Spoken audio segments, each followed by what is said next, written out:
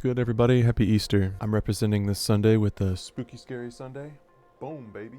That's the only Sunday I care about. Now let's get popping on this EX guide. Let's go. Okay, first things first, there are currently 5 groups of EX, and they're all available right now for 5 more days. They were released in the following order: Hell, Senna, Noah, Canon, and Scold is last. Canon and Scold's group are harder by far. Their dispel mechanics are very punishing if you don't have the counter.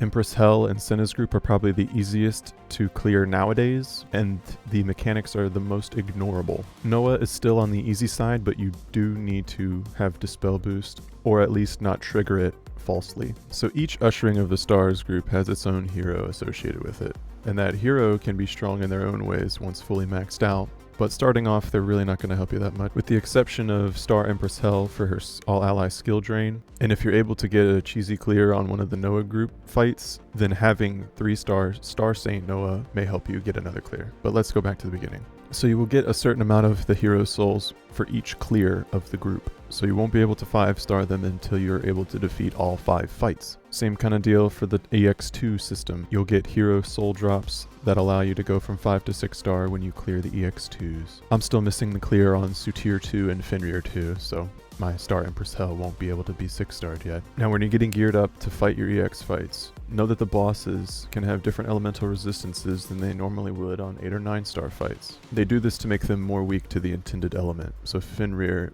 in EX form is much weaker to Earth. When it comes to races, and you're going through the tips, for Fenrir he doesn't say anything about it, but just know that if you bring any human Therian Jotun, they will get frozen. There are all ally freeze resists in the game though, so there are a couple ways to get around that. Counter heroes like Guang Mei, who have anti-freeze, are fine even though they're melee Acer. EX fights will always have 2 adds, and they'll be between. The adds will either be an armor, which is a Jotun, the hawk, which is a beast, and the Filzy, which is also a beast. Here's the Filzy while I'm talking about them. So a lot of these early Connect bosses are beasts or Jotun, so having a lot of beast and Jotun amp generally will help you out in EX. Now for me, I've been trying to build a Fenrir 2 team even though it's not happening yet, which is why I'm not using Guang Mei, because you actually can't even use her on EX2 because she gets vortexed. See, Guang Mei is fine on EX1, but then if you try to bring her on EX2, she's all the way down at 0.5%. And there's a reason for this. It's because you can't bring somebody if they're going to get vortexed. On EX2, it's a 5-turn vortex. So just keep an eye out for cheesy stuff like that. Anyway, if you're finding yourself with not a lot of options, then it's time to get a little creative.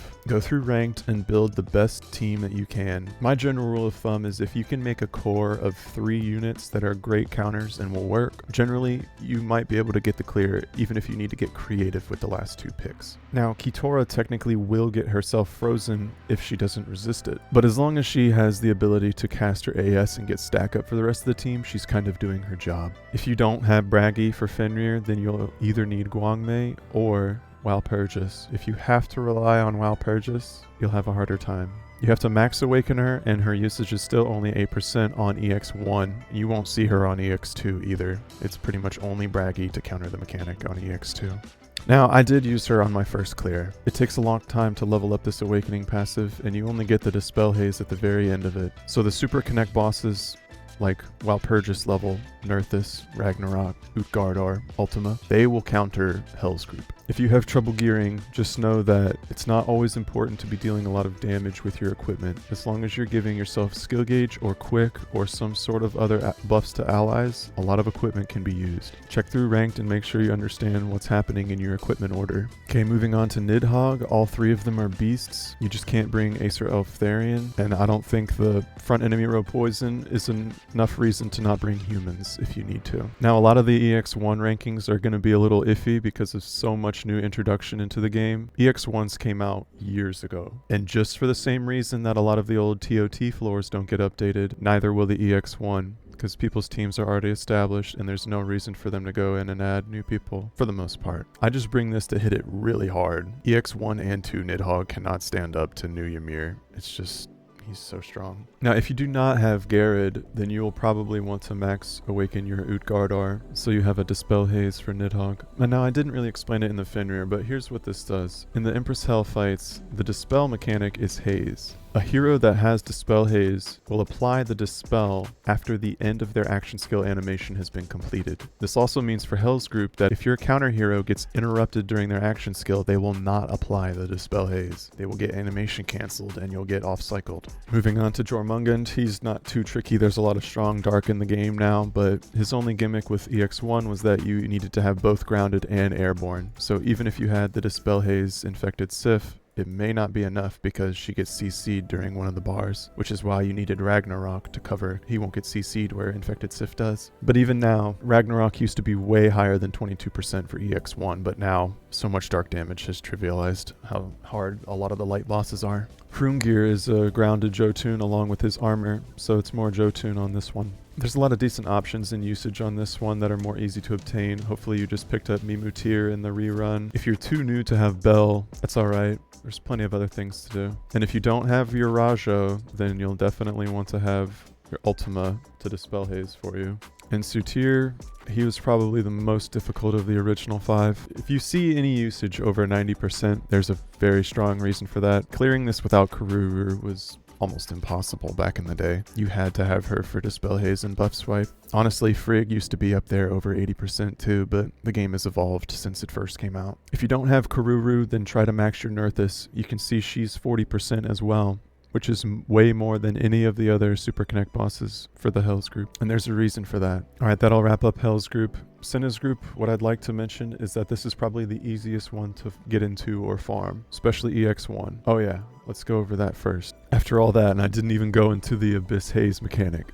So for each fight, this is the reason why you need to Dispel Haze. Otherwise, your heroes deal much less damage, miss often, and you take counterattack damage if you deal wrong element damage. I know there's a lot of strong equipments in the game and there's a reason to bring a bunch of other crazy stuff, but there's no reason to bring non-earth or non-neutral gears to Fenrir. And in Hell's group, you will get punished for it. Just use the counter element or neutral damage only. Now back to Senna's group, and the reason why she's probably the easiest is because Abyss Veil support is the most ignorable mechanic. However, if you still deal wrong element type, you'll be punished for it, so you probably just shouldn't do it. Abyss Veil should not be ignored by just dealing whatever type of damage you like, but it is the most easily ignorable. It's the easiest one to do if you don't have the Abyss Veil support. So our Musica here gives our group 50% support, which lets us deal more damage and take less damage, making the fight much more manageable. Vidofnir is one of the easiest EXs. If you're just brand new and getting into it, I would recommend you start here. You can probably do this without Musica too, if you have one or two of the new water meta picks, like a Fema Fang or a Great Sage. Alright, in order to save time, I'm not going to do the nitty-gritty drill down on each fight. Now, Noah's group brings in Dispel Boost, which you do have to know what it does if you want to actually counter it. In Noah's group, throughout these fights, when the boss goes back through his turn order and does his action skills, he'll increase his boost level. This icon up next to the flashing point is the Dispel Boost level. It's currently 0. Now it's level 2. You'll see when I use Ipsum's AS, it reverts down to 0, which allows me to deal more damage again. And that's all Noah's group is. As long as you don't bring wrong element damage, this boost level will only grow during his natural turn order. If you hit Sleipnir with fire damage, this boost will automatically go up to level 5 and you will deal so little damage until you dispel it. Another thing, every new bar will reset it back to 0. So you can save your action skill on your Dispel boosters if you are going to finish the bar without needing a Dispel. If you bring emblems that are of the incorrect element, just manual your fights then. There's two main ways to do it. You can either bring the wrong emblems and then manual your fights and remember which ones don't have the right emblem. However, if you don't bring an emblem, you're losing out on a lot of missed stats that you otherwise would have. But see, I just used an incorrect emblem and it went from 2 to 5 automatically because one of these guys' emblems was a different element. And if we can get Ipsum to get a Dispel boost just for the sake of seeing it, it went from 5 to 2 after her action skill. Just don't use wrong emblems. It's that easy. Noah's group is pretty simple. If you can get one clear, you can get a 3-star Saint Noah and she will help you in the rest of her group. Okay, back to Senna real quick because I didn't actually show it. But the thing with Senna's group is that there is no mechanic to actually be dealing with. The Abyss Veil will just naturally be there throughout the fight, Just having the hero present in the battle allows them to do their Abyss Veil support role. So there's nothing to counter during the fight. You don't have to be hitting an action skill at a certain time. Just having the Abyss Veil support in your party is all you need to do to beat Senna's group. Boom. Canon's group and Scold's group I'm going to treat a little bit differently because these are very difficult. If you don't have the counter mechanic or the counter hero intended, you're going to struggle with these. These are intended for you to have that counter mechanic. As you can see, I haven't even cleared Praestos 1. This fight is not easy, and it takes having Great Sage to really be the key here. Great Sage is 73%. If you see your ranked ones higher than 60, 70, 80%, there's a reason for that. No Great Sage, no Edgear, no Aemna, no Fema Fang. I struggle on this fight. And before they fixed the ignore barrier on Julissa and other heroes like that, even she wasn't able to get the clear. I could push to 3rd bar, but that's about it. I can't even use Julissa anymore. That's why I maxed my Fubuki, so hopefully I stand a shred of a chance.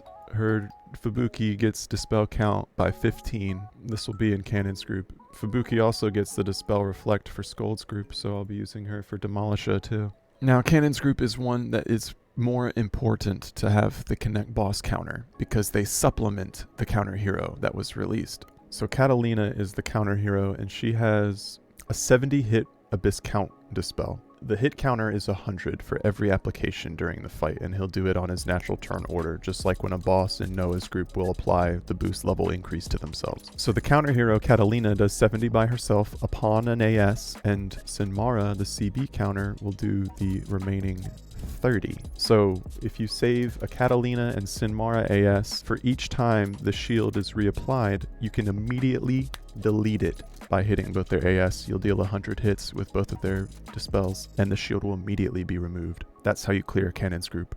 Scold's group, oh look at that, we get the cute little animation. Victor of many battles, winged conqueror of the skies, reveal yourself. Sorry, forgive me. Alright, this one, a hard one. I've only gotten 2 clears, and I have the counter hero for both. If you don't have the counter hero, don't try. Dispel Reflect is the most punishing EX mechanic. I can only get the clear on Evaldi because I golded my Talyun because she was one of the ones that they released extra boost potions for her when she first came out, which is why I was able to gold her. But Talyun will apply Dispel Reflect to all enemies, which means the Abyss Reflect damage mechanic is hitting me for much less. So ideally, see, another interesting thing here is that the Connect Boss counter of Naviria is even higher ranked than Talyun. I don't personally have Naviria Awakened. Don't mess with Scold's group until you have the counter hero. It's too difficult. If you like watching your heroes die when they AS, be my guest and try it out. For Xiang Tong, I was able to get the clear when I picked up Alien, even at a purple. She gives my Dispel Reflect for him. And I did have Praestos in the group for the kill, but he was not max awakened. He's still only 30. He does not have his Reflect. But anyways, those are the first 25 EX1 battles, and the first 3 groups have been having their EX2s released. So with the addition of Aegir 2 recently, the original 15 have all had their EX2s released. But like I said, worry about your EX1s first, and before you start pushing EX2s, make sure you have a counter hero for the harder groups, or level up your CB counter hero. It is worth the max awakening them if they'll get you the kill. Alrighty, well I'll wrap it up here. I hope this guide was helpful to some, and I hope you learned something. EXs can be stressful. A lot of the new end-game PvE content usually is. It's usually better to take it at your own pace. Don't feel rushed or have the fear of missing out on something if you miss it on the first cycle or a new content's first availability. Games like this will succeed by preying on people's fear of missing out. Just don't. It'll come back around when you're ready for it and you have more things in your arsenal to take it down. Take this game easy and take it at your own pace. There's no reason to rush PvE. But anyway, hope everyone has a happy Easter, and until next time, foots out. Cheers.